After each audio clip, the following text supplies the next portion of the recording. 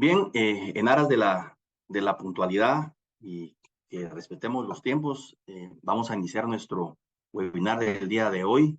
Nuevamente, muy buenos días a los que ya nos acompañan. Seguramente a lo largo de esta interesante hora que tendremos, se irán uniendo más participantes. Esperemos que así sea. Para nosotros, desde Mayor y Mayora, es un gusto compartirles un webinar más adicional. Y en esta ocasión hemos elegido, me parece, uno muy ad hoc a la temporada que nos toca vivir, que es el cierre del año, que como todos nosotros sabemos, desde las distintas aristas de nuestro ordenamiento jurídico, ese trascendental hecho pues tiene repercusiones legales, no solo desde la arena que a mí me compete, que es la fiscal y de la cual gustosamente les estaré compartiendo, sino también de otras también muy importantes y relacionadas con el quehacer de las empresas en nuestro país, tal como son las obligaciones tributarias desde la perspectiva corporativa, perdón, obligaciones desde la perspectiva corporativa, como el cumplimiento de las obligaciones en la perspectiva laboral. En esta ocasión, además de un servidor, me acompañan dos queridas colegas asociadas de este despacho con experiencia en los temas que antes hemos indicado. Y la dinámica es que expondremos las principales obligaciones inherentes a este cierre del año en estas distintas materias, reservando hacia el final, que es lo que queremos que nutre este tipo de actividades, un espacio para que podamos atender cualquier duda o consulta que pudieran ustedes tener. Estamos conscientes que muchas de estas obligaciones probablemente ya están en su subconsciente y será nuestra labor entonces traerlas a la mente, a la actualidad y recordárselas nuevamente. Entonces, les decía, me acompañan dos colegas, Sheila Vargas, especialista en temas corporativos, y la licenciada también Susel Lobioles, especialista en temas laborales. Entonces, en primer término, yo le cedería los micrófonos a Sheila, después sería un servidor y finalmente Susel terminaría el recuento de estas obligaciones para que al final, como les decía, tener una etapa de dudas y preguntas. Sin más preámbulo, le cedo los micrófonos a mi colega Sheila. Espero que este webinar sea de provecho para todos. Adelante, por favor, licenciada Sheila. Buenos días, doctor Casellas, muchas gracias. Buenos días y mucho gusto a todos. Como mencionaba el doctor Casellas, mi nombre es Sheila Vargas. Yo soy asociada y trabajo en el área corporativa, específicamente viendo temas de sociedades locales y el cumplimiento de obligaciones, que es un poco el tema que vamos a tratar el día de hoy. Entonces, como primer punto, con relación al cumplimiento de obligaciones corporativas, vemos que este tema ha sido de especial relevancia últimamente debido a que hay un auge en la materia de buenas prácticas y compliance corporativo en atención a la actualización de expectativas de sociedades con relación a su participación, por ejemplo, en procesos de debida diligencia para el desarrollo de ciertas operaciones, participación en ciertas cámaras o consorcios que nos requieren que mantengamos la documentación corporativa en orden y al día, tanto para un tema de actualización de la documentación como por un tema de prevención y mantenimiento de las sociedades. Entonces, vamos a tocar 6 puntos que son relevantes en el tema de compliance corporativo, siendo el primero de ellos el expediente corporativo. ¿En qué consiste el expediente corporativo?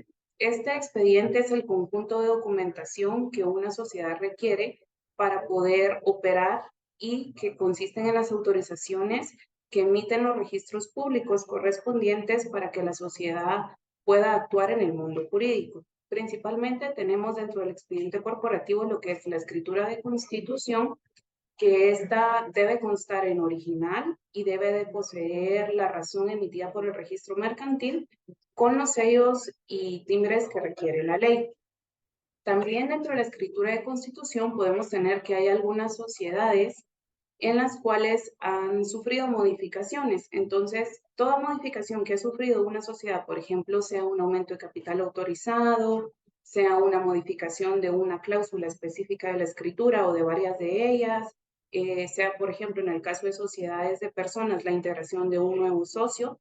Todas estas modificaciones deben de contar también con las razones originales y adherirse dentro del expediente junto con la Constitución.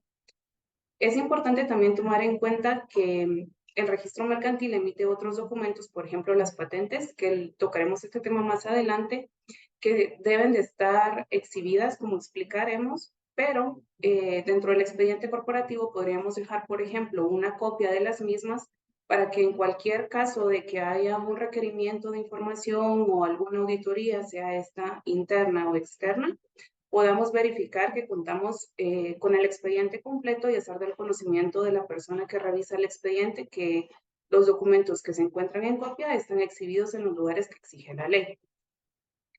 Otro punto importante también con el expediente corporativo es el resguardo. Es importante que nosotros este expediente lo mantengamos en un lugar seguro donde sabemos que está completo y que sea también de fácil acceso a la sociedad en cualquier caso de que sea requerido presentarse.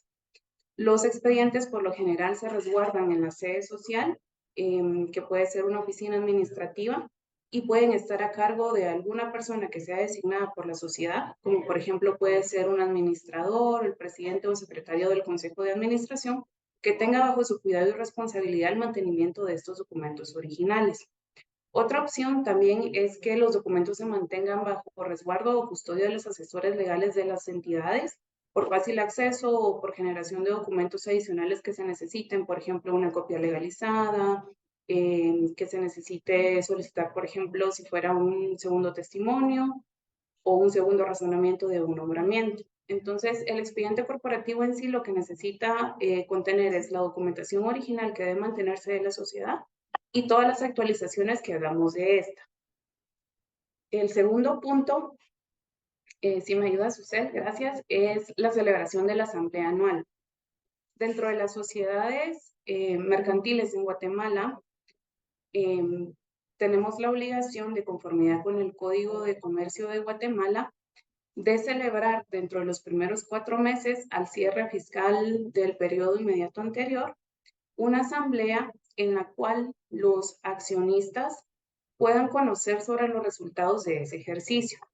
Dentro de esta asamblea anual podemos tocar varios puntos que requiere la legislación que deben conocerse, como es, por ejemplo, primero el tema del estado de resultados y el balance general de la sociedad, que el doctor Casellas desarrollará un poco más de este tema en el tema de aspectos tributarios, pero los accionistas conocen sobre estos resultados y aprueban o no la gestión que se ha realizado. También dentro de esta asamblea conocemos sobre los informes que preparan los órganos correspondientes de la sociedad, como puede ser el órgano de administración, independientemente de cómo éste esté integrado, ya sea un consejo de administración o un administrador único para las sociedades de personas, de capital. Y en este lo que se trabaja es que este órgano de administración prepara un resumen de la operación que ha realizado la sociedad durante todo el año y los resultados o beneficios que se han generado a través del ejercicio de estas funciones y específicamente el desarrollo del objeto social. Entonces, también podemos tener que en estas sociedades tengamos un órgano de fiscalización, por ejemplo, que sea un contador, o bien que sean los mismos accionistas, o sea una firma de auditoría, según lo disponga la escritura constitutiva, y según hayan acordado los socios o accionistas anteriormente también. Entonces, este informe del órgano de fiscalización va relacionado junto con el balance general del estado de resultados y también se debe de conocer y aprobar o no dentro de la asamblea anual. También tenemos que en la asamblea anual, dependiendo de los resultados del ejercicio fiscal, se pueda conocer o no sobre la distribución de utilidades y también el tema de reservar un fondo para reserva legal que exige el Código de Comercio. Entonces, es importante que en esta asamblea anual, que es la que conoce sobre el cierre del ejercicio fiscal inmediato, se aprueben todos estos temas para dar un cumplimiento a lo que establece el Código de Comercio. Si bien el Código no establece una sanción inmediata por no conocer de esta asamblea, nuestra recomendación es de que año con año se pueda celebrar la misma para evitar el caso en que haya, por ejemplo, alguna revisión de la documentación societaria, se verifique que en efecto los accionistas han cumplido con conocer sobre estos informes y sobre los resultados de la sociedad para el buen encaminamiento del ejercicio del objeto social. Entonces, para el tema de sociedades de personas, por ejemplo, cuando se tratan de sociedades limitadas, funciona de la misma forma, porque en esta, la diferencia que tenemos es que no es una asamblea de accionistas, sino una junta de socios en la cual se conocen los mismos temas y independientemente del tipo de sociedad, sea, por ejemplo, una sociedad anónima, una sociedad de responsabilidad limitada, es importante también que verifiquemos las escrituras constitutivas para asegurarnos de que no hay puntos adicionales que deban tratarse. Por ejemplo, hay algunas escrituras que tienen temas específicos que deben aprobarse en asambleas anuales cada año, como es la aprobación de un presupuesto anual o conocer sobre un plan operativo o un plan de negocios que deberá desarrollarse en el año siguiente. Entonces, es muy importante verificar estos temas y asegurarse de que se tratan año con año. Con el tercer punto, tenemos el tema de las patentes de comercio. Como les comentaba anteriormente, estas son parte del expediente corporativo de la sociedad. Sin embargo, el Código de Comercio exige que estas patentes se exhiban en la sede social de la entidad para el caso de la patente de comercio, que esta contiene también a su vez la dirección fiscal de la sociedad y que es el lugar donde recibirá notificaciones. Y con relación a la patente de empresa, tenemos que esta puede haber de dos clases, una que es categoría única y es sucursal, y esto dependerá de la cantidad de establecimientos con los que cuente la sociedad para ejercer los diferentes puntos del objeto social. Con las patentes de empresa, el tema importante es que se deben de exhibir siempre en los establecimientos. Hemos tenido ocasiones donde las patentes se encuentran archivadas dentro de los expedientes en original y nuestra recomendación es de que estas siempre se exhiban y que estén a la vista del público en caso de cualquier revisión de parte de alguna autoridad competente. Entonces, como les comentaba, se puede dejar la copia dentro del expediente corporativo, pero el original siempre debe estar exhibido. Luego continuamos con el punto cuarto, que también tiene relación con el expediente corporativo, y este se trata sobre los avisos de emisión de acciones. Todas las sociedades accionadas tienen la obligación de presentar avisos de emisión de acciones cuando suscriben y pagan capital. Esto quiere decir que cada vez que se haga un pago de capital por parte de cualquiera de los accionistas, o cuando la sociedad haga un llamamiento para que se capitalice la sociedad, se deban de enviar los avisos correspondientes al registro mercantil. Y estos avisos tienen que quedar como parte del expediente corporativo, ya que son el sustento para que se puedan emitir los títulos de acciones y que también se pueda actualizar el registro de accionistas de la sociedad, lo cual deberá concordar con las anotaciones correspondientes en las partidas dentro del balance general. Por tanto, es importante que se haga una revisión también correspondiente todos los años, ya que en algunas sociedades no se requiere una autorización de parte de la Asamblea de Accionistas para poder hacer pagos de capital, porque cuando se tiene un capital autorizado suficiente, los accionistas pueden realizar estos pagos sin necesidad de una autorización previa, siempre y cuando no lo establezca así la escritura constitutiva. Por lo que nosotros recomendamos de que de igual manera, año con año, se pueda verificar que en efecto la anotación de la contabilidad, los títulos, el registro de accionistas y el aviso de emisión de acciones concuerde con la información que está presentada para evitar cualquier inconveniente o cualquier diferencia que pueda haber entre estos documentos. Y el quinto punto, que es la habilitación de los libros sociales y contables, es muy importante también, ya que todas las sociedades tienen obligación de llevar los libros corporativos, que son el libro de actas de asambleas o de junta de socios según corresponda, el libro de actas del órgano de administración, que este puede ser un consejo o un administrador único, como les comentaba, el libro de registro de acciones, y también tenemos obligación de llevar ciertos libros contables en atención al tipo de contribuyente como esté registrado en la Superintendencia de Administración Tributaria de la sociedad. El tema importante con los libros es que nos hemos percatado que en algunas ocasiones las sociedades tienen los libros y estos tienen contenido, por ejemplo, tienen actas de asamblea, actas del órgano de administración y el registro de acciones se encuentra lleno, pero cuando hacemos la revisión verificamos que estos libros no cuentan con las habilitaciones correspondientes tanto del registro mercantil como de la Superintendencia de Administración Tributaria, lo cual también nos puede crear una contingencia, ya que la ley exige que estas habilitaciones se agreguen a los libros físicos para confirmar que en efecto las autoridades han autorizado esas hojas. Por lo que nuestra recomendación es revisar también que los libros cuenten con ambas autorizaciones. Anteriormente se trabajaba con stickers que se adherían a las hojas. Ahora en día se trabaja a través de resoluciones que se emiten en ambos registros, pero en caso de que verifiquemos que tenemos un libro que hace falta alguna de las autorizaciones, se puede gestionar sin necesidad de tener que pagar ningún pago de multa, por ejemplo, y es bueno para completar el expediente por cualquier caso de revisión o requerimiento de presentación.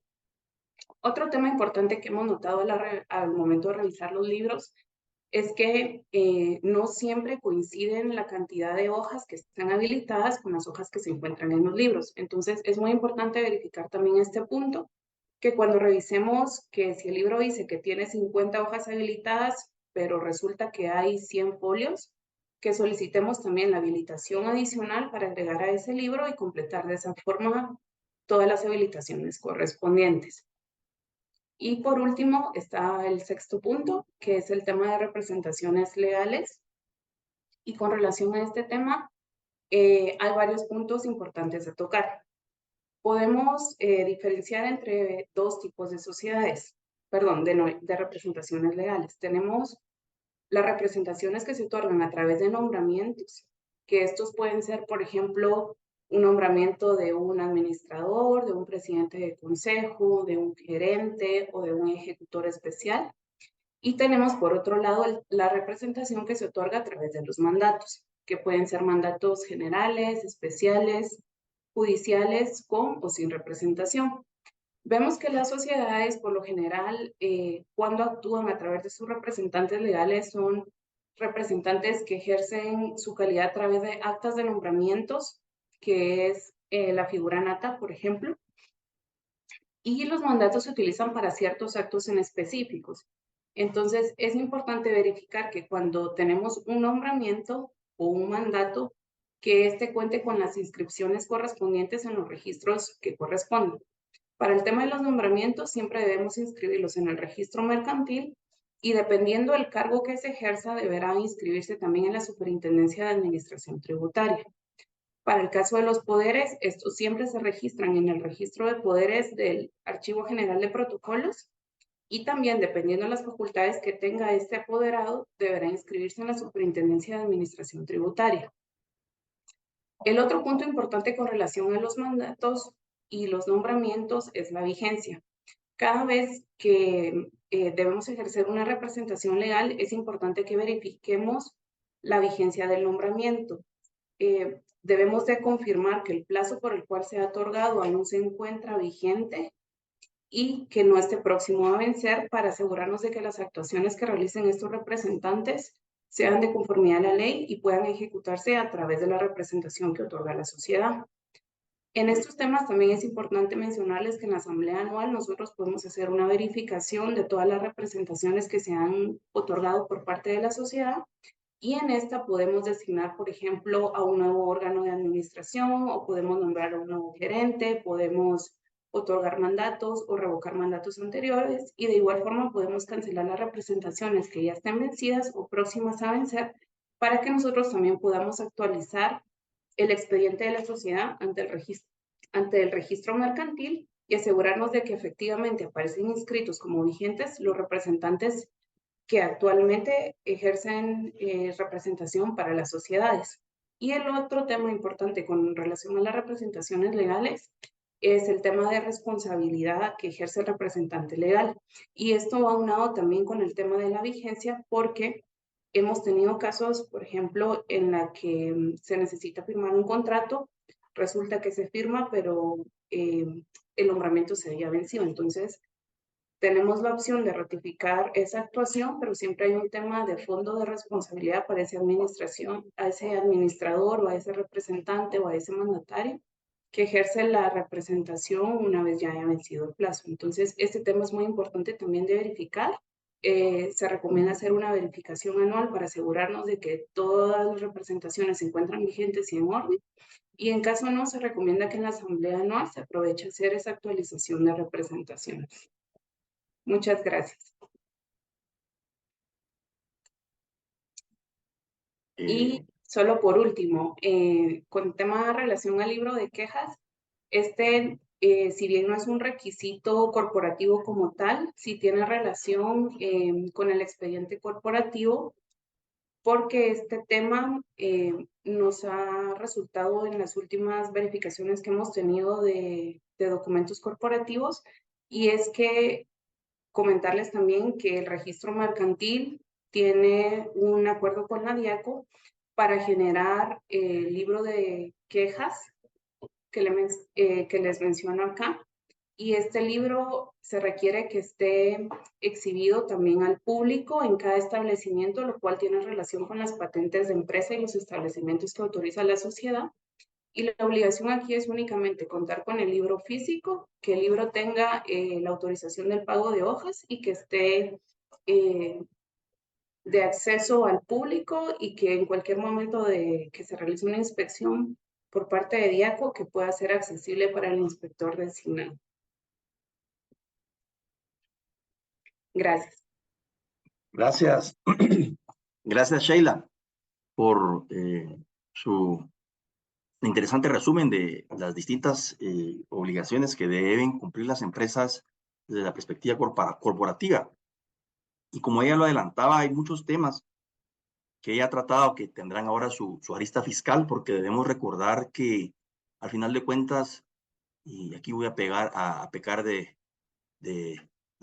jurista, hay que recordar que al final de cuentas hablamos de un ordenamiento jurídico, y si hablamos de un ordenamiento jurídico es porque entre las distintas parcelas del derecho existe un orden, ¿no? Entonces, hay puntos de conexión entre ese orden, entre la perspectiva corporativa, entre la perspectiva fiscal y la perspectiva laboral. Desde luego, también eso lo resaltará en su oportunidad mi colega Susel, pero para ponerles un ejemplo, decía hace algún momento la licenciada Sheila cuán importante era verificar la cuestión de los folios en los registros y que estén autorizados, que tengan sus stickers. Y esto es sumamente importante al momento de una revisión por parte de las autoridades fiscales, por ejemplo, ¿no? O incluso al momento de una contienda fiscal, cuando el contribuyente pide exhibir sus registros ante un experto para que rinda un dictamen. Lo primero que se ve, por ejemplo, es precisamente que esos registros estén debidamente autorizados, ¿no? Entonces es, como les decía yo, un mismo orden jurídico y que todo al final de cuentas tiene puntos de conexión. O hay puntos de conexión muy importantes dentro de ese orden, por decirlo de otra forma. Otro importante, y también va de la mano con lo que decía la estimada colega Sheila, es cuán importante es tener al día los documentos justificativos de la representación legal. Y esto tiene un punto de conexión muy importante con el derecho tributario, porque hay que recordar que la legislación tributaria, en este caso el Código Tributario, obliga a todos los contribuyentes a que todos los años hagan la actualización de sus datos de inscripción en el registro tributario unificado.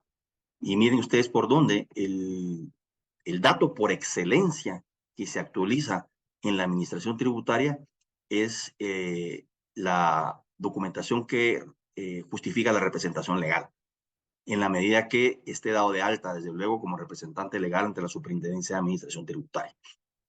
Entonces, todos los años hay que hacer esta revisión al momento de la actualización, si ha habido algún cambio en el documento justificativo de la representación legal.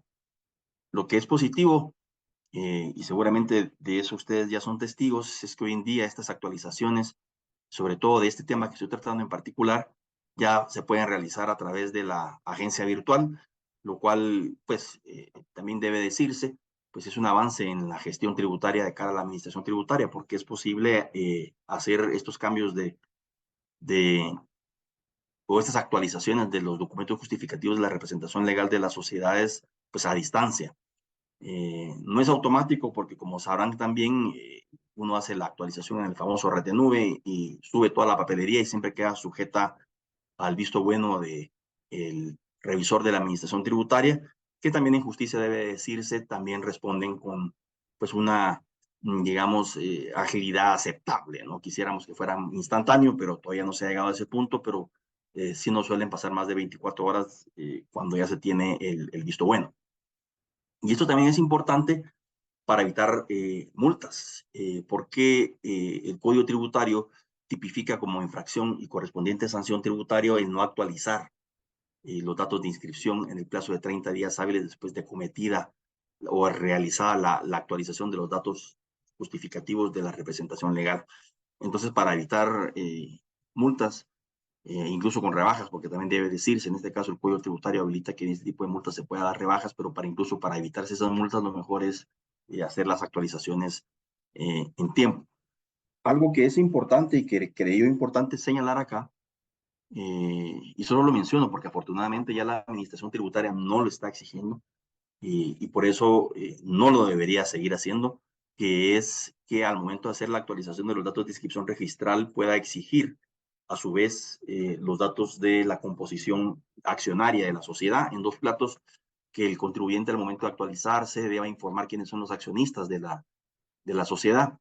Eso lo sufrimos hace un par de años en que la administración tributaria, como requisito para hacer la actualización, obligaba a que se hiciera este disclosure, lo cual era cuestionable legalmente porque al final de cuentas la información que se tiene que poner ahí es la del contribuyente, no la de sus accionistas, que en todo caso son otros contribuyentes, siendo por consiguiente necesario para hacer ese link que busca la administración o que buscaba la administración tributaria, necesariamente incorporar una modificación legal, porque debe recordarse que la información y documentación a la cual debe tener acceso la administración tributaria para determinar el debido cumplimiento de las obligaciones tributarias es precisamente eso, documentos que acrediten obligaciones tributarias. Pero el registro de accionistas, por ejemplo, no tiene incidencia fiscal y que por consiguiente no debe tener acceso a la administración a ese tipo de información, lo cual afortunadamente entendemos que sigue siendo así.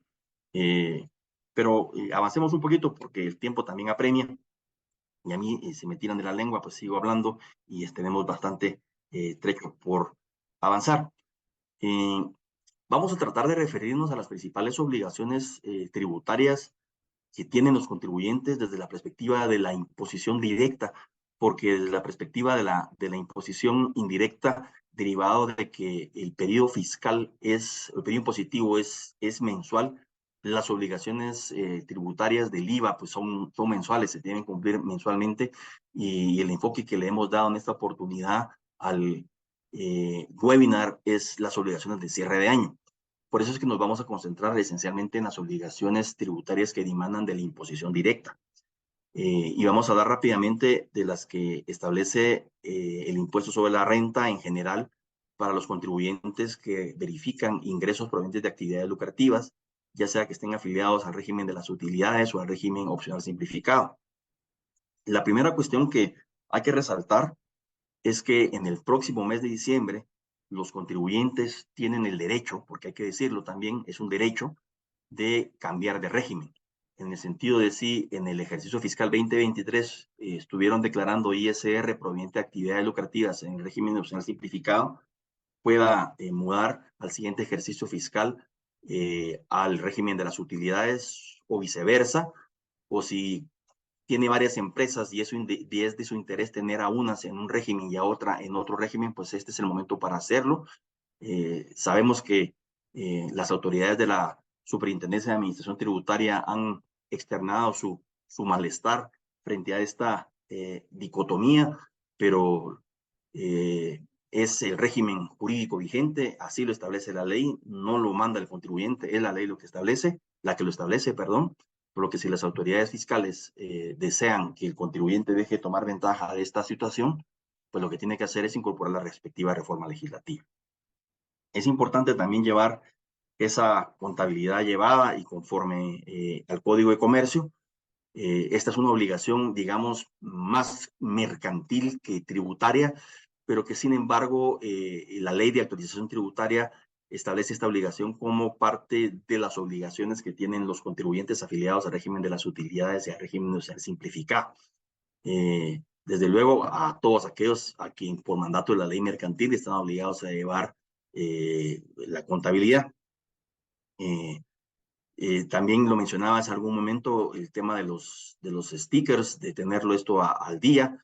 Y aquí sí es importante señalar que el entendimiento de una contabilidad al día para propósitos fiscales lo fija el Código Tributario y establece que no pueden tener sus registros con más de 2 meses de atraso.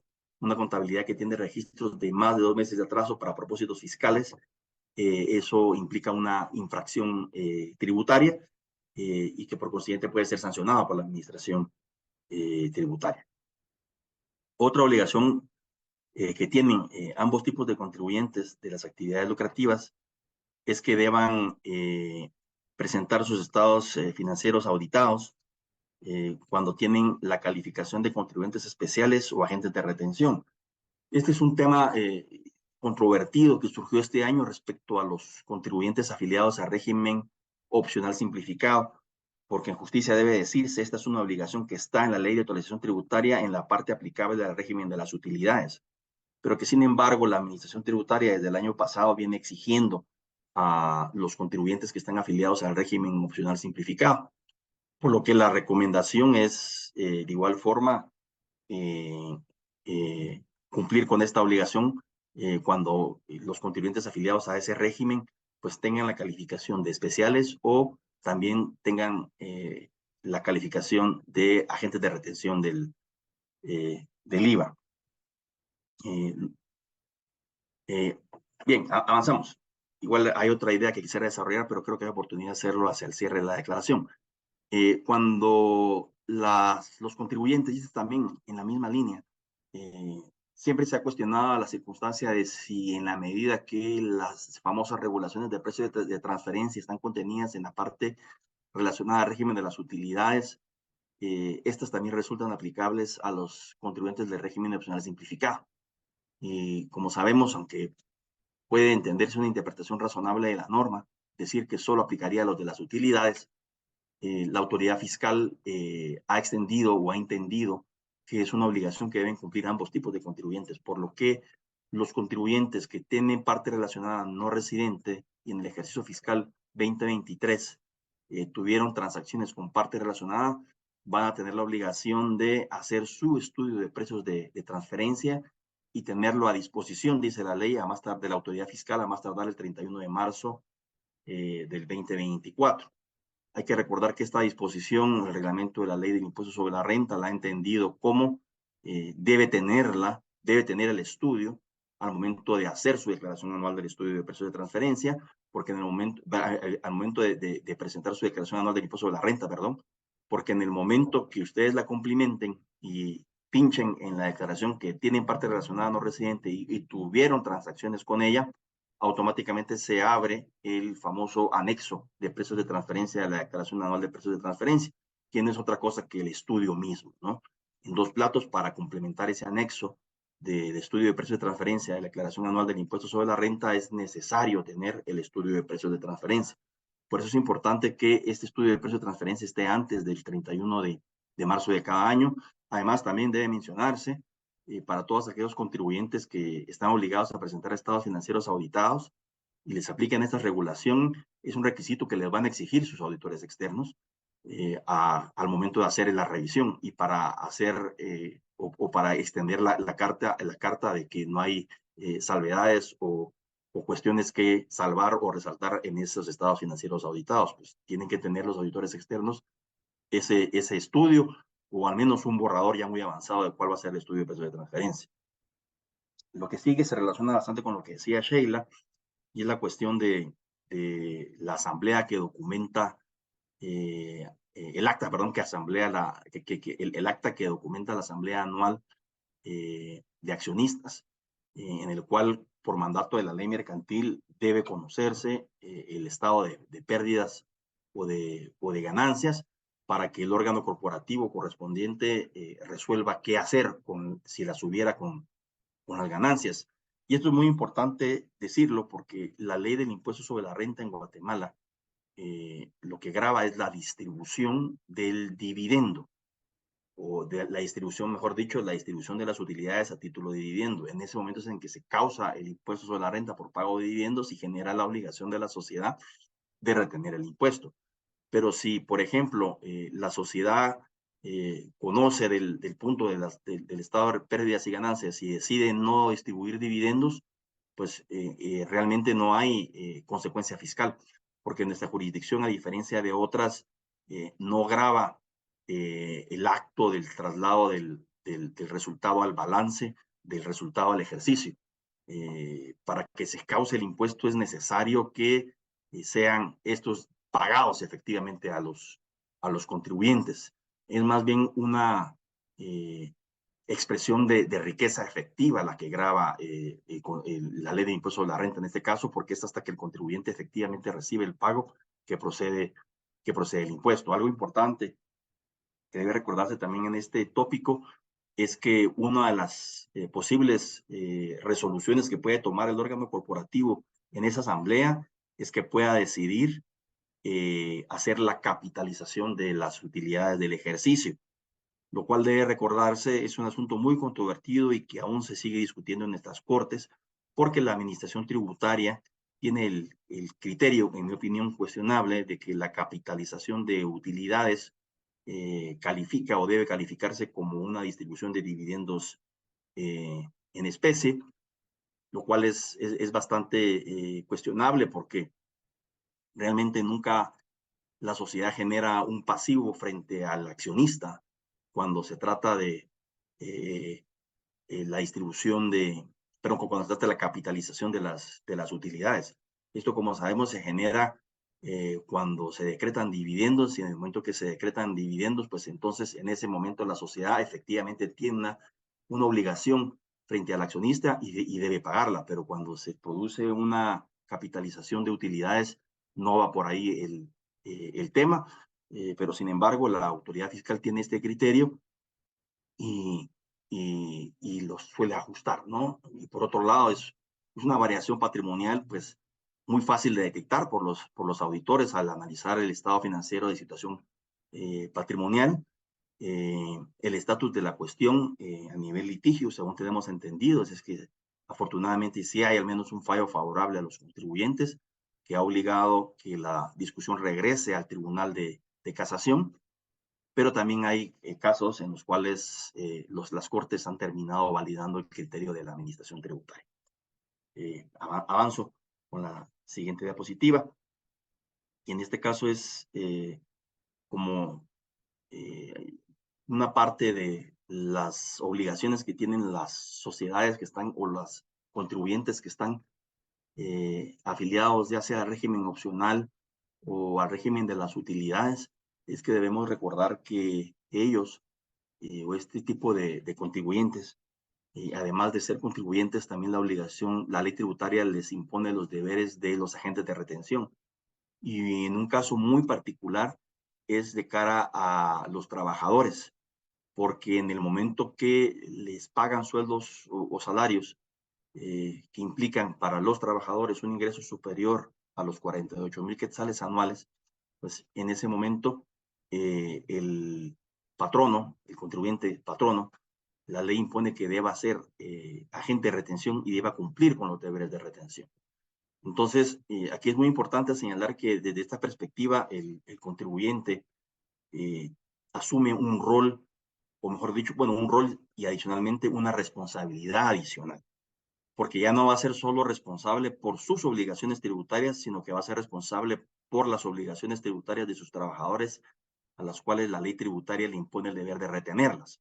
Por eso es importante que realice estas retenciones, y hablando de obligaciones, cada vez que le pague un sueldo o salario a sus trabajadores, pero hablando de obligaciones anuales, hay que recordar que por mandato de la Ley de Actualización Tributaria y sus normas de desarrollo, los patronos están obligados a presentar en el primer mes del año siguiente una conciliación de todos los sueldos y salarios pagados y de todas las retenciones realizadas, y por consiguiente de en caso de que le hubieran retenido de más a los trabajadores de los impuestos que tenga que devolverle al trabajador por haberle retenido de más, probablemente al haber presentado al final del ejercicio fiscal constancia sea de pago de seguro, de donaciones o la famosa planilla del IVA, y que eso genere un derecho de devolución del impuesto retenido.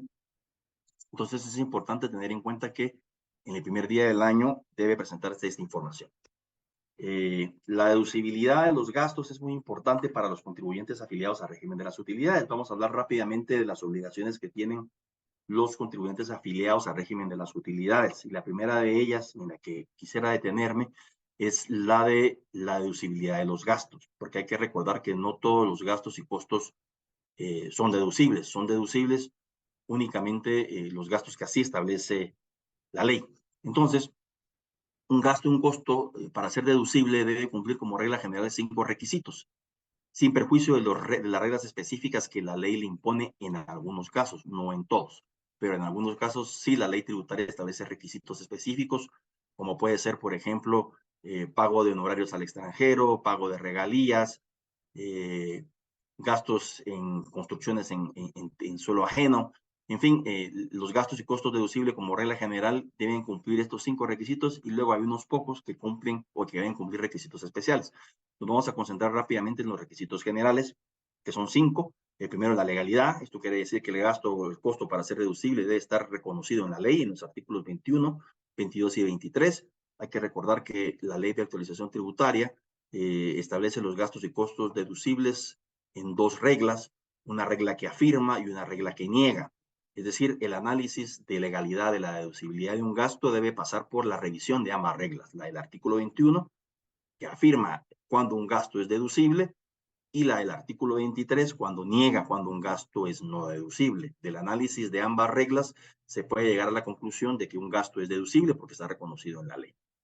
Luego, un gasto y costo para ser deducible debe cumplir con lo que los amigos contadores conocen como el principio de asociación, en el sentido que todo gasto para ser deducible tiene que tener base fiscal. Es decir, que todo gasto o costo para ser deducible debe haberle servido al contribuyente para haber generado rentas grabadas. No puede haber ingresos si no hay un gasto que lo haya ayudado a generar, por ínfimo que esto sea. Todos aquellos gastos y costos que no cumplan con la regla de asociación, por consiguiente, son no deducibles. De igual forma, el requisito de la documentación hace referencia a que todo gasto o costo para ser deducible debe estar debidamente soportado con la documentación correspondiente. Y quizás es de las cuestiones más fáciles para objetar por parte de la administración tributaria, porque si nos damos cuenta, es un requisito que es eminentemente objetivo, en el sentido de que se cumple o no se cumple. Y por consiguiente es de los que más le gusta en nuestra experiencia a los auditores de la SAT ajustar, porque es muy fácil de acreditar. Ah, mira, este gasto no es deducible porque no está soportado con la documentación correspondiente. El documento por excelencia para documentar el gasto o el costo deducible es la factura. La factura debe documentar el gasto que se está aprovechando como deducible, y es lo que va a acreditar al momento de una revisión que efectivamente se cumple con la regla de la documentación. Adicionalmente, la ley establece otros documentos que puedan emplearse, pero esencialmente es la factura, porque también hace referencia a factura del pequeño contribuyente, factura, digamos, del contribuyente del IVA de régimen general, incluso facturas provenientes del extranjero. Es decir, la factura es el documento rey para documentar gastos y costos deducibles de cara a la declaración de renta. Sin embargo, también es posible en algunos casos, cuando hay contrato, que también pueda utilizarse el contrato, pero este contrato tiene que estar debidamente protocolizado o constar en escritura pública. Luego, el gasto o el costo para ser deducible debe corresponder al periodo impositivo en el cual este se incurre. Y esto es muy importante, sobre todo, estimada audiencia, en este cierre de año, y hago ¿cómo se llama? Un comentario particular para las importaciones. Sé que el comercio no se detiene, sé que la actividad económica tampoco se detiene, mucho menos en estos meses que es tan intensa, pero hay que recordar que para que una importación sea deducible, debe contar con la respectiva póliza de importación y con la respectiva factura. Y ahí es donde muchas veces hemos visto que hay problemas con la regla de del periodo, porque puede contar uno con la factura de un periodo, pero a lo mejor por las razones que sea, la póliza de importación se transmite hasta enero del año siguiente, lo cual puede dar pie para que la autoridad fiscal pueda objetar la deducibilidad de ese gasto. Evidentemente, como yo le decía, si en algún momento el comercio no se detiene, mucho menos las aduanas y las importaciones, pero en la medida de lo posible, si se puede planear, pues creo que es lo mejor para no tener esas operaciones al límite. Si no fuera así, porque insisto, el comercio no se detiene, pues me parece, perdón, que existen bases para defender el punto, porque hay que recordar que todos los comerciantes, y en particular los comerciantes y contribuyentes, deben dar cuenta y razón de sus operaciones, como dice también la ley tributaria, con base al método de vengado, y si el gasto se devenga en un ejercicio fiscal, en ese ejercicio fiscal debe reputarse como gasto y costo deducible, y regla distinta es cómo documentamos un gasto, que en este caso sería a través de la factura y la póliza de importación, con la característica que en este caso la póliza de importación pudiese haberse perfeccionado o transmitido en enero, pero sin embargo el gasto se habría incurrido en el ejercicio anterior. Y finalmente, también otra de los requisitos que le encantan a los auditores de la SAT, porque son fáciles de establecer, son requisitos objetivos para la deducibilidad de un gasto, que es el cumplimiento de la regla de la bancarización. Cuando hay adquisiciones superiores a los 30,000 quetzales, tanto para propósitos del gasto deducible como el crédito fiscal, debe mencionarse, estas deben estar debidamente bancarizadas, entendiéndose por esto que hayan sido hechos los pagos por medio del sistema bancario nacional, en el cual haya un match perfecto, por decirlo de una forma, entre quien emite la factura, a nombre de quien se emite, y quién realiza el pago y a nombre de quién realiza el pago. Debe de cuadrar, porque de lo contrario la autoridad fiscal es muy estricta en la aplicación de esta regla y corremos el riesgo de que pudiera objetar. Es cierto, la autoridad fiscal en los últimos años ha aprobado criterios institucionales, pero no obstante esto, sí hemos visto en la práctica cómo, a pesar de estos criterios institucionales, la SAT sigue ajustada. Con el régimen de las utilidades, para terminar las obligaciones y meterle un poquito de candela a esto, hay que recordar los avisos semestrales de inventarios que tienen que haber presentado ya en el mes de junio, y lo tendrá que hacer también ahora en el mes de diciembre. Recordar que debe cumplir con los deberes de retención cuando le presenten facturas para su pago con la leyenda sujeto a retención definitiva. Y también es importante mencionar que los contribuyentes afiliados a este régimen no tienen por qué soportar retenciones, porque en la medida que sus facturas tienen la leyenda sujeto a pago trimestral, no tienen que soportar retención. Y finalmente, es muy importante señalar que deben presentar la declaración anual jurada a más tardar el 31 de marzo del 2024, lo cual pues supone la obligación de haber presentado antes los cierres trimestrales o parciales. Aquí es muy importante tener en cuenta que en esta declaración jurada anual es en la que se va a manifestar por excelencia el denominado ajuste fiscal al resultado contable. Es importante señalar que aunque la autoridad fiscal ha sido bastante permisiva en cuanto a la presentación de estados financieros auditados, siguiendo incluso reglas NIF para el caso de contribuyentes especiales y de contribuyentes que son agentes de retención del IVA. Sin embargo, para hacer esta declaración anual y hacer el ajuste fiscal al resultado contable, sí es indispensable utilizar eminentemente la base fiscal, es decir, utilizar lo que establece el impuesto sobre la renta, y por remisión del impuesto sobre la renta a lo que remite al 368 del Código de Comercio, que son los principios de contabilidad generalmente aceptados. Siguiente, por favor. Con relación al ISR opcional simplificado, que como su nombre lo dice, es simplificado, con lo que, al haber ya dicho las obligaciones tributarias generales que le aplican como contribuyentes afiliados a aquellos, o como contribuyentes que generan ingresos provenientes de actividades lucrativas, pues como pueden darse cuenta, las obligaciones son bastante inferiores. Hay que presentar la declaración anual, la informativa, ¿no? A más tardar el 31 de marzo, que es una suerte de resumen que debe presentar de todas las declaraciones mensuales que tuvo que presentar a lo largo del año, informando cuánto fue el ingreso bruto grabado. Él debe cumplir con los deberes de retención y soportar que le retengan. Es decir, cuando adquiera bienes o servicios y le presenten facturas con la leyenda sujeto a pago sujeto a retención definitiva, pues tiene que proceder con la retención, salvo que estén autorizados los proveedores para hacer los pagos directos, situación en la cual deberá abstenerse la retención y por consiguiente del otro lado también estará obligado a que le retenga, no a soportar las retenciones cuando presente a sus clientes facturas para su cobro, en la medida que llevarán estas facturas la vivienda sujeto a retención definitiva, salvo que él también haya gestionado la autorización para hacer el pago directo. Siguiente, por favor. Del impuesto de solidaridad, yo creo que con esto ya terminamos y le cedo los micrófonos a Susel. Es importante tener en mente que los contribuyentes del ISO que durante 2 ejercicios fiscales hayan reportado consecutivamente pérdidas pueden optar a la exención del ISO por el plazo de 1 año. Y aquí es importante señalar que es lo que manda la ley que debe hacerse a más tardar el 31 de marzo es presentar un aviso. Es decir, no hay que pedirle a la autoridad fiscal permiso para que nos dé la exención. Lo que manda la ley es que debe avisarse a la administración tributaria para que en el siguiente año, en el 2024, en este caso, reporte ISO exento. Ya la administración tributaria, si quisiera comprobar o verificar esa situación de pérdida para propósitos del ISO, tendría que programar la correspondiente revisión o auditoría. Es decir, cuando el contribuyente está presentando el aviso de que tuvo 2 ejercicios fiscales con pérdida, adjuntando sus estados financieros auditados, no le pide permiso a la autoridad fiscal, le informa, como dice la ley, y que debe proceder en consecuencia. Declaración anual del ISO 2023 presentada y balance de apertura 2024 para calcular el ISO 2024. Hay que recordar que el ISO es un impuesto que, aunque tiene severos cuestionamientos constitucionales, yo particularmente creo que los tiene, sin embargo sigue siendo un impuesto vigente y como tal hay que cumplirse.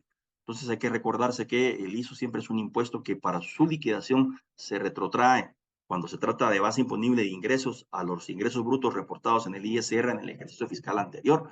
Por eso es que es importante para poder liquidar el ISO tener datos de ingresos reportados para efectos del ISR en el ejercicio fiscal anterior, o si se trata de bases imponibles sobre activos netos, es necesario que exista el famoso balance de apertura para poder liquidar en este caso el ISO conforme a la base imponible de los activos netos, siempre y cuando desde luego no sean 4 veces superiores a los ingresos. Y por último, hay que recordar que el ISO es acreditable al impuesto sobre la renta, pero no es acreditable indefinidamente.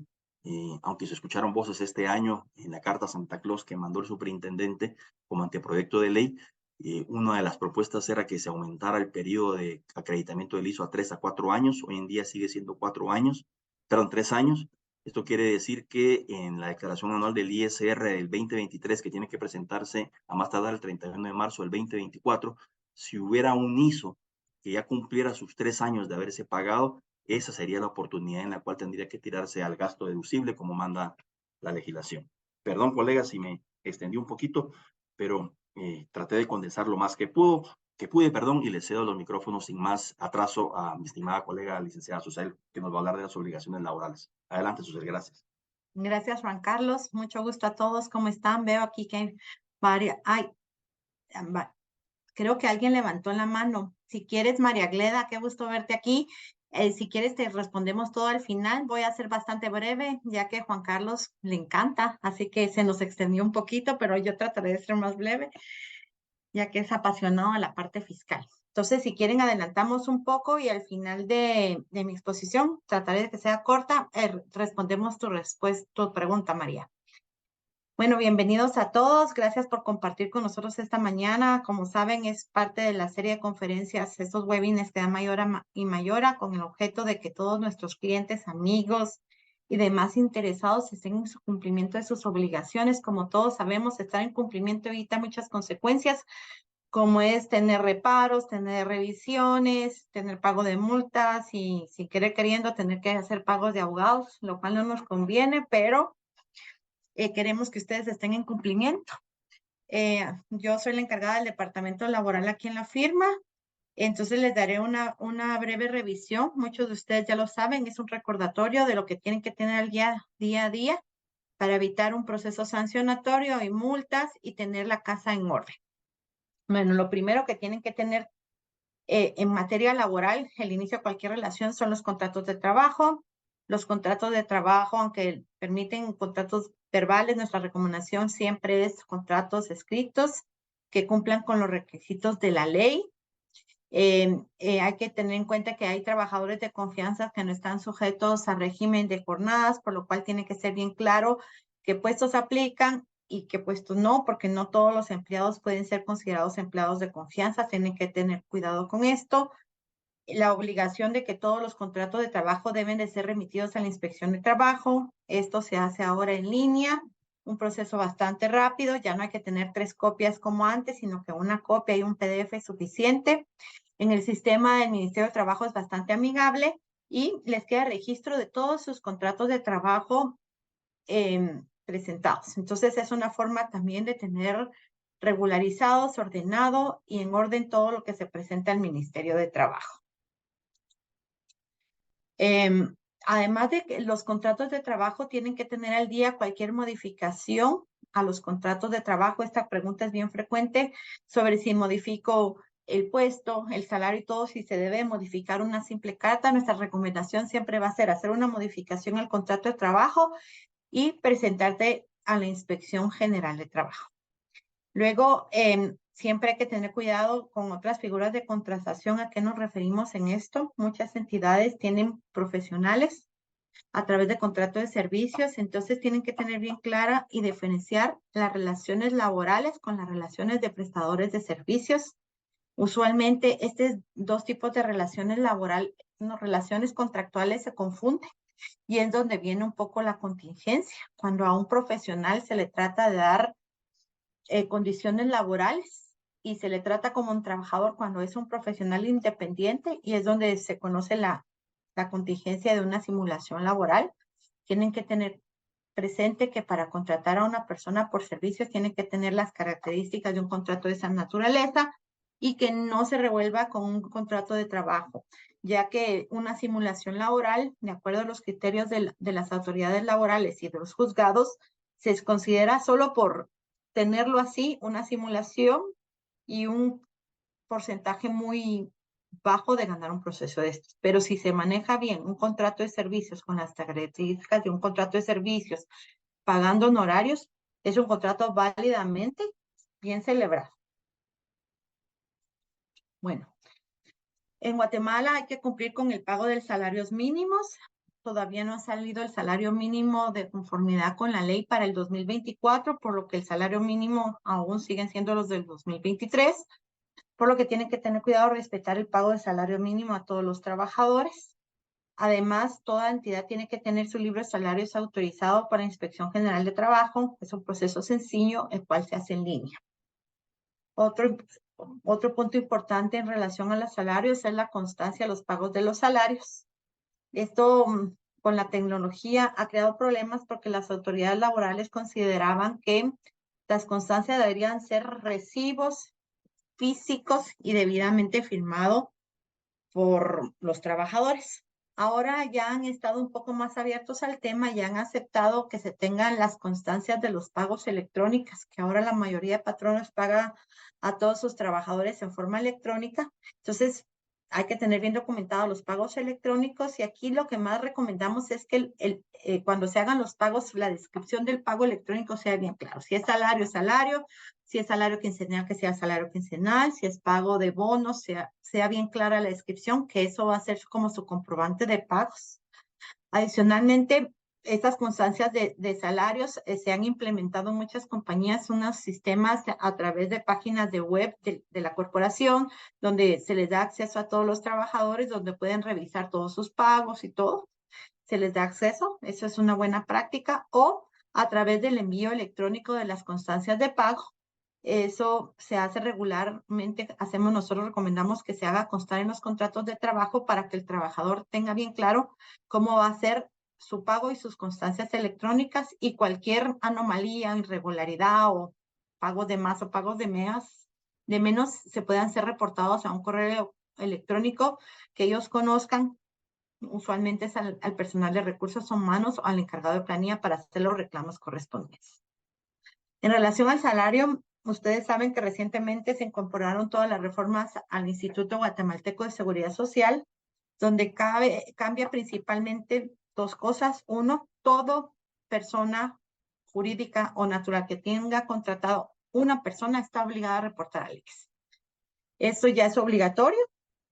Entonces hay que estar inscritos. Ya la salvedad de que si eran 3 o más trabajadores ya no existe, por lo que toda persona con un trabajador ya está obligado a inscribirse como patrón en el ICS y reportar. Eso es importante.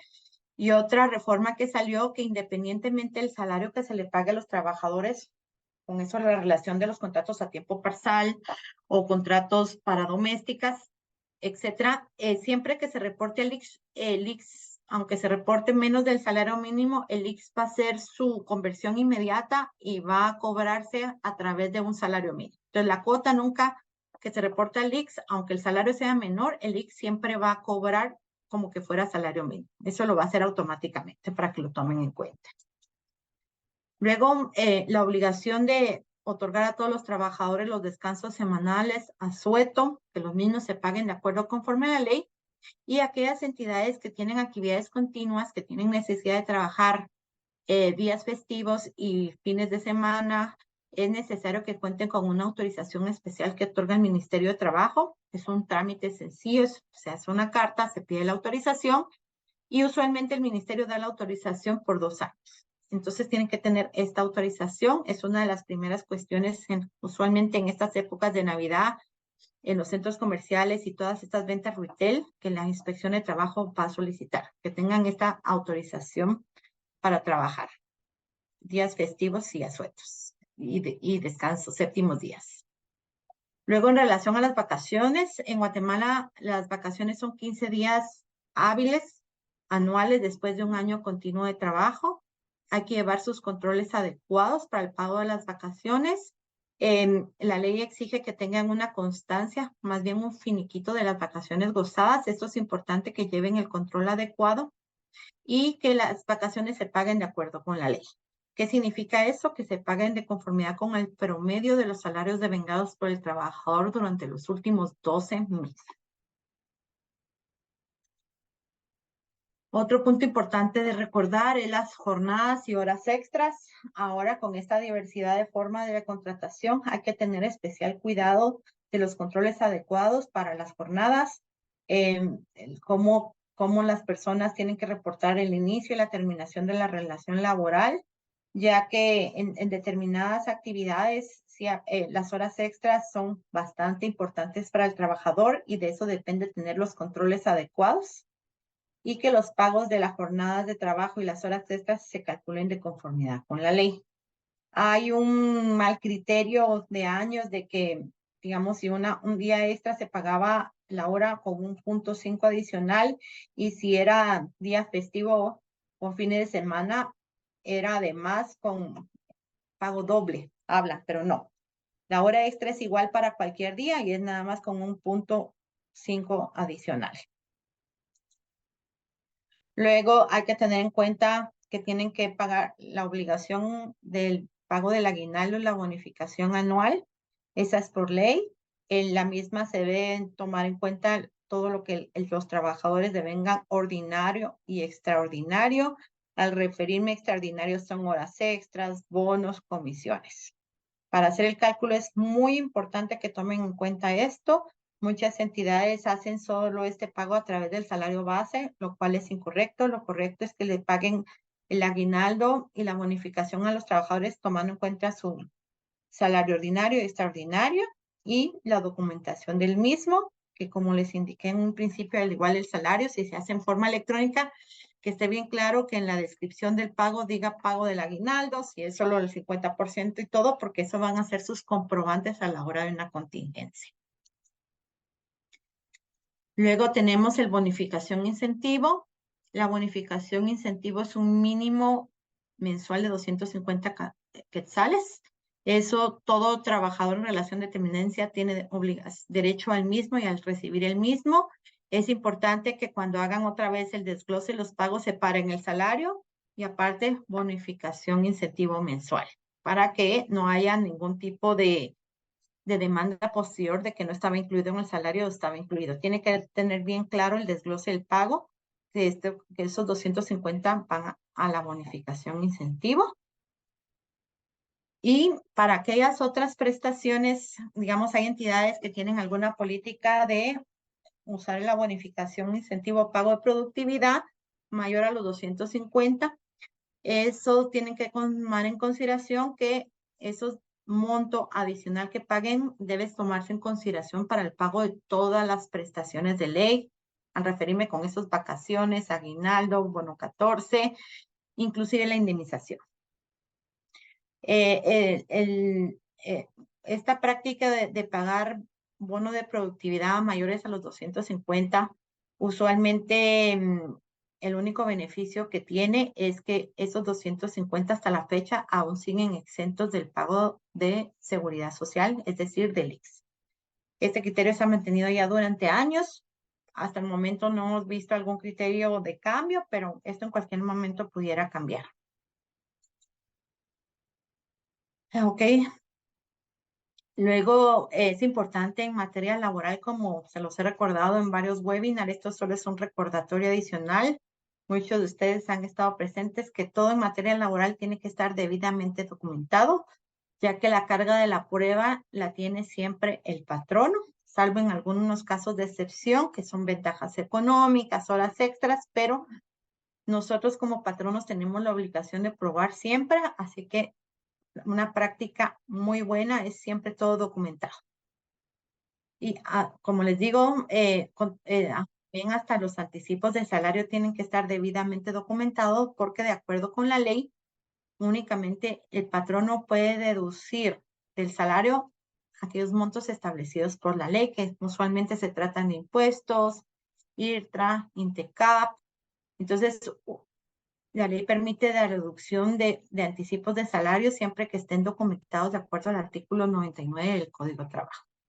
Por lo tanto, cualquier deducción del trabajador tiene que estar debidamente documentado y autorizado por el trabajador. Tengan eso siempre presente. Y luego llegamos un poco a la finalización de la término del contrato de trabajo.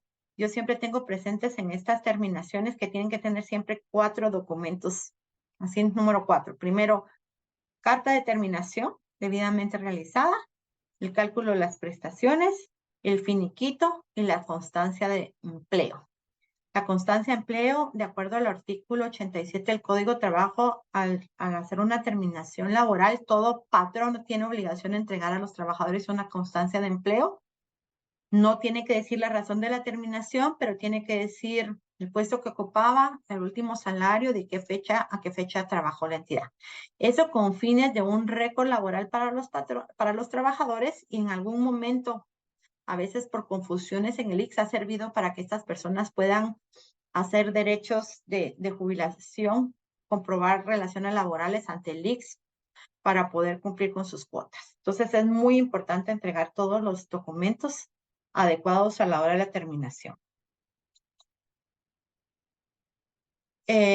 Para el cálculo de la terminación, como saben, todo trabajador, ya sea que se dé por terminado con causa o sin causa, siempre tiene derecho a sus prestaciones irrenunciables. Tener bien clara el cálculo de las liquidaciones. Aquí la variante va a ser si es con causa justa, no tiene derecho a indemnización. Y si es sin causa justa, sí tiene derecho a indemnización. Tener un formato de finiquito adecuado y que tengan el pago. Porque el realizar el pago en forma adecuada es lo que va a evitar contingencias posteriores. Para toda aquella, ahora vamos a ver un poco trabajadores extranjeros. Toda entidad que tiene contratada en relación a dependencia a un extranjero requiere obligatoriamente un permiso de trabajo. Y para obtener el permiso de trabajo, el extranjero tiene que haber regulado su situación migratoria en Guatemala. Entonces, siempre que tengan contratados a un extranjero en relación de dependencia, tienen que tener permiso de trabajo. Luego, otra obligación de todos los patronos a partir de 10 o más trabajadores es tener su reglamento interior de trabajo debidamente autorizado por las autoridades laborales. Actualmente es un trámite en línea bastante eficiente. Eso se puede lograr a un mes, mes y medio. Y con ello tener las condiciones que la ley condiciones especiales de cada patrono. La idea de los reglamentos interiores de trabajo es tener aquellas políticas y condiciones que no están en la ley, aunque los formatos del Ministerio de Trabajo repiten un poco la ley, pero es la oportunidad que todo patrono tiene para incorporar todas sus políticas, sus condiciones de ingreso y las condiciones de trabajo especiales de acuerdo a la naturaleza y el objetivo de su empresa. Entonces es elemental un reglamento de trabajo debidamente realizado a conciencia, no solo para cumplir. Y el reglamento tiene la parte del proceso disciplinario, que eso no está en la ley, sino que es en el reglamento, que es de importancia que se establezca en forma adecuada. Ahora permite hasta tener un cuadro de faltas, que cuando es determinado un negocio, los patrones tienen determinadas las faltas más usuales por los trabajadores, entonces es conveniente que el mismo se lleve en forma adecuada. Como les comenté, aquí es el lugar oportuno donde documentar los procedimientos sancionatorios internos, su diseño, cómo aplicarlos, bajo qué condiciones, y aprovechar para incluir cualquier código de conducta interna, políticas internas y todo en este reglamento. Otras obligaciones laborales de importancia, como ya lo comentamos, es la inscripción ante el Instituto Guatemalteco de Seguridad Social, básico, el informe estadístico anual. Este es un informe obligatorio para todo patrono que se debe presentar durante los 2 primeros meses de cerrado el periodo fiscal. Eso quiere decir que tiene que presentarse entre enero y febrero del siguiente año. Es algo sencillo en un Excel y se presenta en línea. El no presentarlo puede traer consecuencias principalmente a entidades con regímenes especiales. Y otra obligación es el pago del boleto ornato anual de los trabajadores, que se debe de obtener en el primero y segundo mes de cada año. Esto es cuando el trabajador no lo compre directamente. Hay que tener todas esas constancias. Y luego, un poco las políticas internas. Las reglas tienen que ser siempre, las reglas del juego en lo laboral tienen que ser claras, documentadas.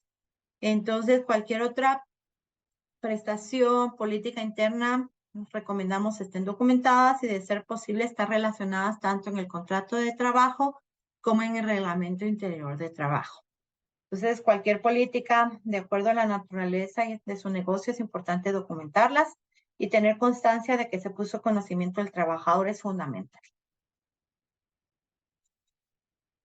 Bueno, y un poco el tema que estuvo de moda, pero ya no sé por qué ya no está de moda después de la pandemia. Durante la pandemia, el tema de salud y seguridad ocupacional tuvo un boom. Surgieron muchas obligaciones y muchas condiciones que todos patronos deberían de cumplir. Estuvieron habiendo muchas inspecciones y todo. Ahorita ha bajado un poco el tema en materia de salud y seguridad ocupacional.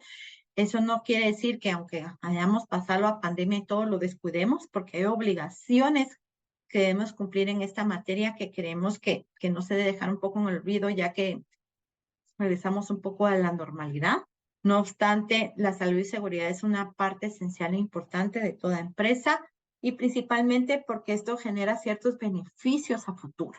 Una salud y seguridad ocupacional sana en cualquier empresa o negocio trae beneficios, trae estabilidad a los trabajadores, trae menos ausentismo, trae estabilidad emocional. Así que es importante que pongan atención a esto, no solo porque acabó la pandemia, lo dejamos por un lado, esto está vigente, tienen que cumplir y hay obligaciones sobre el tema. Entonces, podríamos aquí tener solo una conferencia en materia de salud y seguridad ocupacional, pero lo resumiré en 4 puntos. Lo primero es que todo patrono tiene la obligación de tener su libro de actas de salud y seguridad ocupacional debidamente autorizado por las autoridades laborales. En él se debe llevar el control y registro de todos los temas que se tomen internamente en esta materia. Se tienen que documentar todo lo que son las capacitaciones, las acciones de prevención que se desean implementar, el proceso de cómo va su implementación, y todo esto tiene que estar, usualmente se recomienda, y lo han dicho las autoridades laborales, tener un file donde se documente sin que tengan acreditado todos los pasos que se toman en materia de salud y seguridad ocupacional con el objeto de prevención. Entonces, lo primero que tienen que tener es un libro de actas debidamente autorizado. Esto todavía no hay ninguna forma electrónica de hacerlo, así que hay que presentar su solicitud al ministerio y presentar un libro, aunque no lo crean, es un libro que debe llevarse a mano. Todavía no hemos avanzado en ese tema, pero vamos avanzando. Toda entidad tiene la obligación de tener un monitor en salud y seguridad ocupacional a partir de 9 trabajadores. Este monitor tiene que estar capacitado e inscrito como monitor en el Ministerio de Trabajo. Antes exigían que tuvieran ciertos grados de enfermería y todo. Eso ya no existe, sino que tiene que tener una persona capacitada para manejar cuestiones de salud y seguridad ocupacional básicos como son primeros auxilios, el botiquín. Entonces, sí, el monitor en salud y seguridad ocupacional tiene que ser capacitado. El Ministerio de Trabajo y el ICS ya están capacitando monitores, por lo que si necesitan que los apoyemos en el tema, podemos ayudarlos a hacer estos procesos. Ahora, a partir de que las entidades tengan 10 o más trabajadores, ya requieren un comité bipartito en materia de salud y seguridad ocupacional y este comité dependerá del número de trabajadores y los números de integrantes que se requieren. Se necesitan que sean representantes de los trabajadores y representantes de los patronos, y su principal función es velar juntamente con trabajadores y patrones sobre la prevención en materia de salud y seguridad ocupacional, no solo en materia de enfermedades, también enfermedades psicológicas y mejora del bienestar de los trabajadores. Hay evidencia de que cuando la salud de los trabajadores es mejor, la productividad es mejor, y cuando el ambiente psicológico y de tensión, porque también es mejor, han visto todo lo que es burnout y todo eso. Entonces, todo este tipo de cuestiones están a cargo ya sea del monitor cuando son empresas pequeñas y del comité cuando son empresas grandes. La formación del comité debe ser notificado a las autoridades laborales y cada cambio también debe ser notificado.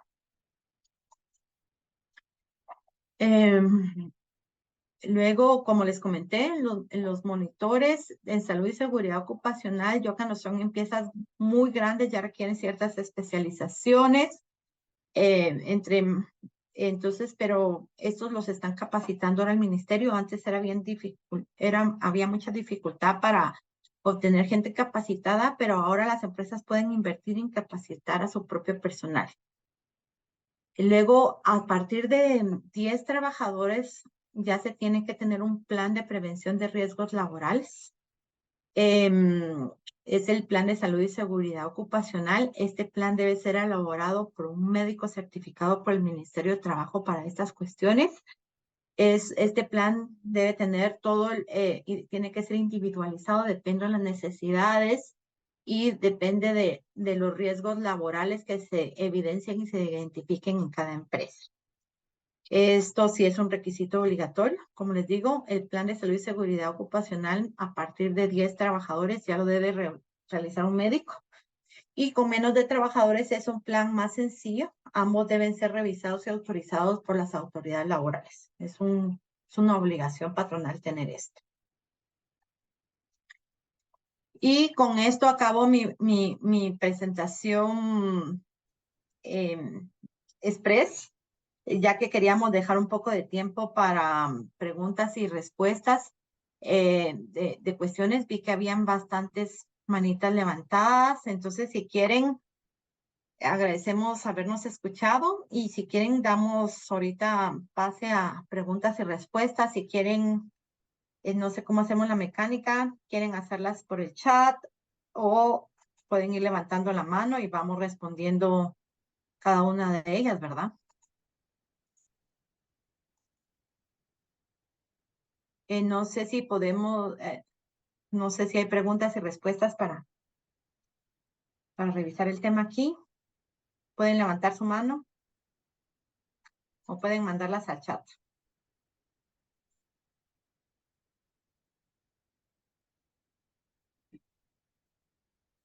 Hay una mano levantada, Susel, de María José Grela. Ok, perfecta, María José. Vamos a ver cómo te doy chance para que darte la palabra. No sé si pueden.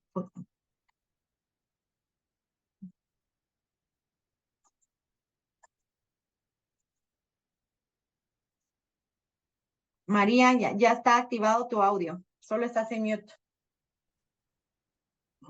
Hola, buenos días, ¿cómo están? Hola María, ¿cómo estás? Gusto. Muy bien, gracias. Bueno, en verdad, con la intervención del licenciado Casellas me han surgido una serie de dudas que he hablado con mis compañeros de Administración y Finanzas, así que de verdad, pues bueno, creo que he conseguido hilar ahí la idea y nada, dado que eso ya está resuelto, nada, pues agradeceros este tipo de presentaciones en las que todos nos ponemos al día en las distintas áreas. Mi área dentro de A+ está más en línea con su CEL dentro del área laboral y de salud y seguridad ocupacional, pero por supuesto ha sido un gusto ver las exposiciones dentro de la parte corporativa y dentro de la parte tributaria. Y estoy segura de que mis compañeros en esas áreas han tomado muy buena nota de ello. Así que esa parte de agradecerla enormemente. A las órdenes. Gracias María por estar con nosotros. No, de nada, a vosotros por invitarme. No sé si algún otro asistente tiene duda, consulta, igual pueden hacerlo por chat si les da pena o se pueden comunicar con nosotros, ya que veo mucha gente conocida aquí en la conferencia. Y su presentación no fue tan expresa, Susel, 25 minutos, ¿no? Sí, pero ustedes se tardaron más, pero queríamos hacer algo resumido. Ahí tiene Sheila la mano levantada. ¿Quién más tiene la mano levantada? Aquí un asistente más hay. No, solo Sheila. Ok. No, entonces tratamos de ser bastante resumidos. Saben que todos tienen ahí nuestros contactos, pueden llamarnos directamente, cualquier duda, cualquier consulta, cualquiera de las áreas, siempre estamos abiertos a apoyarlos en todas sus necesidades. Así que Si no hay preguntas. o fue muy claro o fue muy express, pero muchísimas gracias por acompañarnos. Solo me parece que Paola Castillo tiene acá también. Ah, sí, Paola Hola. tiene una pregunta. Hola, Pau. Voy a desbloquear. A ver, ok. Paola, ya te activé el audio. No sé si me escuchan. Buenas tardes. Sí, Hola, Paola. Paola, buenos días. Muy interesante, muchas gracias. Como siempre, los conversatorios de ustedes. Yo solo tengo una duda relacionada un poquito con el tema de la bonificación incentivo. La bonificación incentivo, por lo que yo entiendo, tiene su tope a los 250 quetzales y cualquier otro tipo de bonificación que se quiera dar a un empleado, sea esta por productividad, bonificación adicional que le quieran llamar, siempre va a estar sujeta a las deducciones del resto de las prestaciones de ley. ¿Es así? O sea, Bueno, la bonificación incentivo, también productividad, dice que el mínimo obligatorio de ley es 250. No obstante, para arriba pueden pactar patrones y trabajadores con bonificaciones más altas siempre que no sea un abuso. Esto, 250 adicional, la Inspección General de Trabajo considera que no se debe tomar en cuenta. Los 250 no se deben de tomar en cuenta para cálculo de nada. Ahora bien, cualquier monto adicional ya se considera de acuerdo al artículo 1 del convenio de la OIT 95, parte del salario.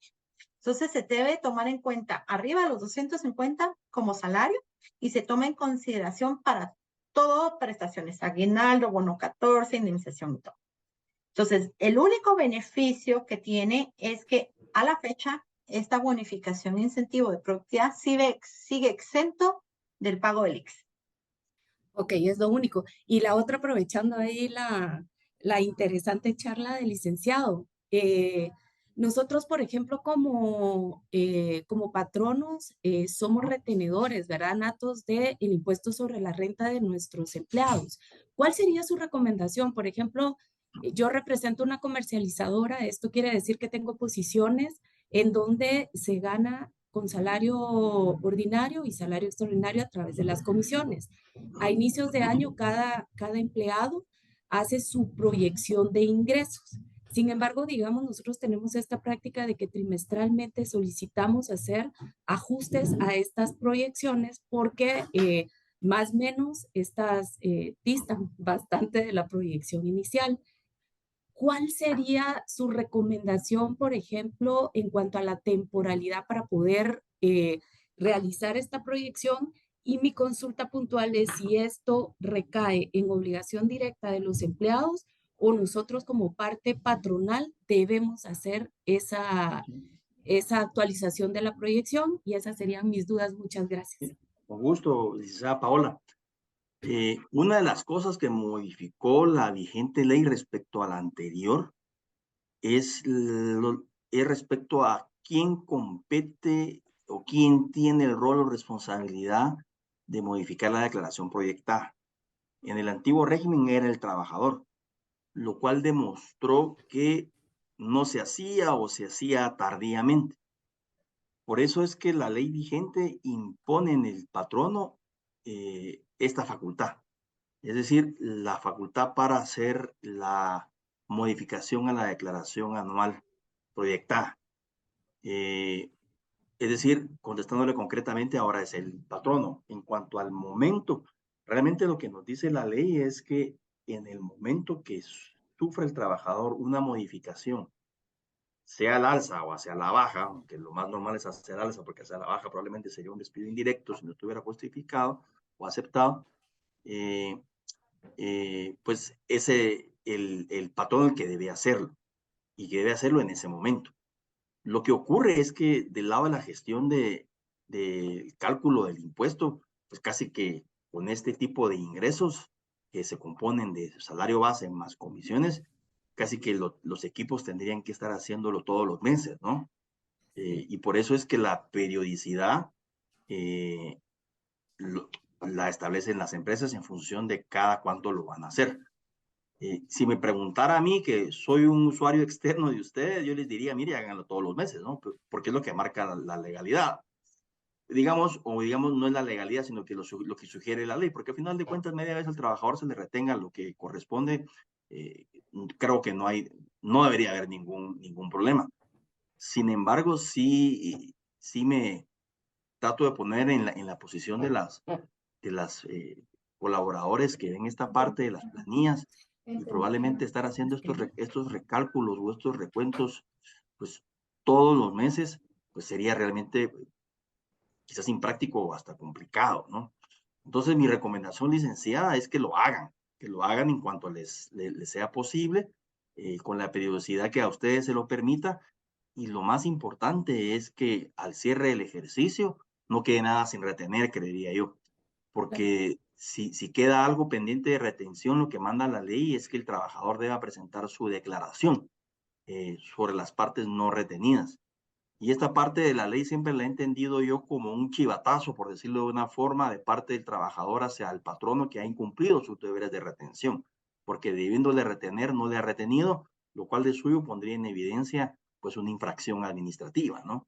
Entonces sí es importante que se le retenga al trabajador a lo largo del año lo que haya ganado, y la periodicidad creo yo que queda un poquito a merced de la posibilidad de la empresa en que en cuanto antes lo pueda hacer y en cuanto mucho más periódico lo pueda hacer, pues mucho que mejor, pero comprendo que eso pueda ser complejo del lado de la gestión de los recursos en las distintas empresas.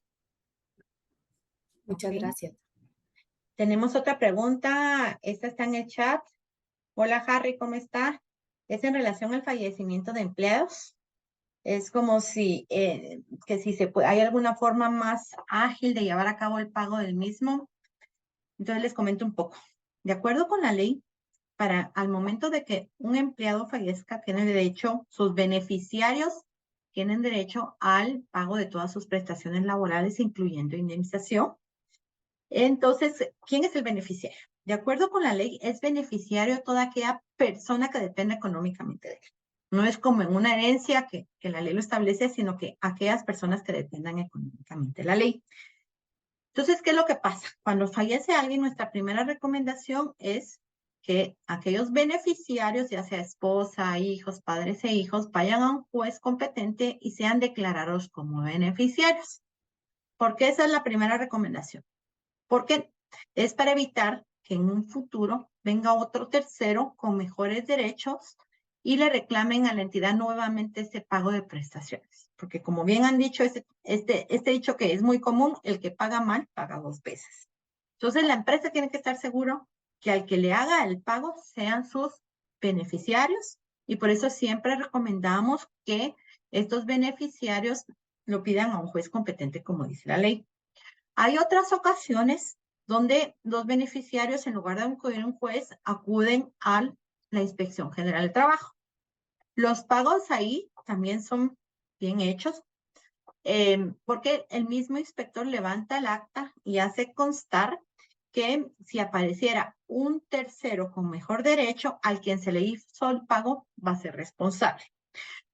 Entonces, esta otra forma a través de la inspección se puede llevar a cabo, no obstante, cuando empiezan ya a hacer los reclamos a la inspección, se prevé que puede haber algún tipo de contingencia.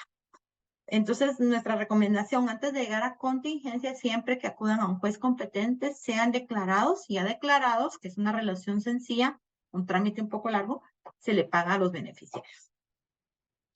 No sé si quedó bien contestada su duda, Harry. Bueno, no está ahí. Creo que hay otra pregunta de María Gleda. María, ahí estás activada ya por si quieres hacer tu pregunta. Pues yo creo que no ha bajado la mano, ¿no? ¿No ha bajado la mano? Sí. Ah, bueno, entonces no sé, ¿hay alguna otra pregunta, duda? Voy a revisar el chat que no nos queden más gente que no le hayamos contestado preguntas. A ver, Harry. No, estamos listos, estamos todos. Entonces, si quedamos a las órdenes como siempre, me alegra mucho haber visto a mucha gente conocida. Aquí hay mucha gente que conversamos regularmente, así que fue de mucho agrado tener a todos nuestros clientes y amigos aquí. En su totalidad, casi todos son clientes y amigos, y a los que nunca nos habían acompañado, agradecerles. Juan Carlos, aquí como el socio, le damos las palabras de cierre. Gracias, Suseli, pero creo yo que usted ya las ha dicho, ¿no? Externarles a todos nuestro agradecimiento por acompañarnos en estas actividades que desde la firma programamos para el beneficio de todos ustedes y que esperamos que haya sido de mucho provecho y quedamos siempre a las órdenes para lo que pudieran requerir de nuestra parte. Así que muchas gracias y que tengan un excelente día y resto de semana. Hasta luego. Gracias. Feliz mañana. Bye.